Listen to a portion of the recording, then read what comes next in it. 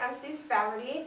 So I need you to imagine sitting in a college classroom and the professor tells you they want you to write a creative writing piece. It could be anything such as creative nonfiction, fiction, drama, or poetry. I chose to compare fiction and poetry using imagery.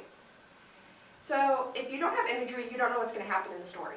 Imagery is very important because you can see and you can feel what's truly happening and get your readers really into the story. The use of imagery in fiction and poetry is important because it gives the reader the ability to look deeper into the writing. According to Seattle Pie, there are 4 rules to writing with imagery. The first one is figurative language. This includes similes, metaphors, and symbolism. When doing this, it creates that vivid imagery. It really gives that reader that look into what you're saying. Creating unexpected contrasts is the next one. These are descriptors that the audience wouldn't exactly expect, so it brings that shock factor into it. When doing this, though, make sure you avoid cliches. It's always important to avoid cliches. Use concrete descriptors. Don't use simple words. The word very fast isn't going to do the same thing such as rapid. And show. Don't just tell your audience. Create pictures for them to really see what you're saying. Don't just, the sky is blue. You can do way better than that. So the first piece I chose is from Bullet in the Brain by Tiberius Wolff.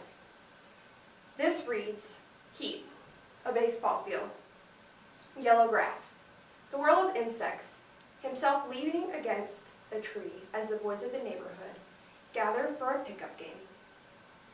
This, you can hear this, you can see this, you can feel this. You can feel the heat. You can see the baseball field that's not exactly maintained, or it's dead. Maybe there's a drought. So he does a very good job of the showing, not just telling. The next one I want to cover is Girl by Jamaica Kincaid. So sometimes it can be the whole story. Imagery really can be just about anything, but as it takes up the whole story, this one uses the show don't tell element as well. Imagery can also be literal or figurative. So scripted explains that word choice has a great impact on how the writer feels and how the reader feels when reading that. So the fiction story Girl, this is the first 2 lines. So wash the white clothes on Monday and put them on the stone heap.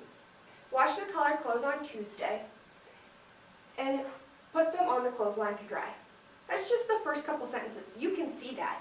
Many of us have actually done that before. We've hung our clothes up on the clothesline, and maybe you have certain days that you have to do things like that. So Seattle Pie also states that imagery is more than just seeing something. It's smelling, tasting, touching, hearing. So whenever you're writing, it's not just explaining how something looks to someone. You can explain the way something smells, the way something feels. It's always important to try to get 5 senses into your writing. So these 2 poems, the first one by Tony Hogland, reads that, there is no word. Feel the weight of the jug dragging the bag down, stretching the thin plastic handles longer and longer. So we've all carried a jug out of the grocery store in a bag, and you can feel that. And not only can you feel it, but you can see it. You can imagine watching someone walk out in front of you, and it literally looks like their bag is about to break. The next one is Facing It by Yusuf Kumukaka. This reads, names shimmer on a woman's blouse. This is one of the lines in there. You can see those names that are coming off the wall at the Vietnam Memorial, shining on this woman's blouse. You can imagine how shiny that wall would have to be in order to accomplish that. The next one is My Black Face Fades, Hiding Inside the Black Granite. So after you look at yourself in that for so long, you just don't see it anymore. You just kind of blend into the rest of it, even though it is that shiny black granite.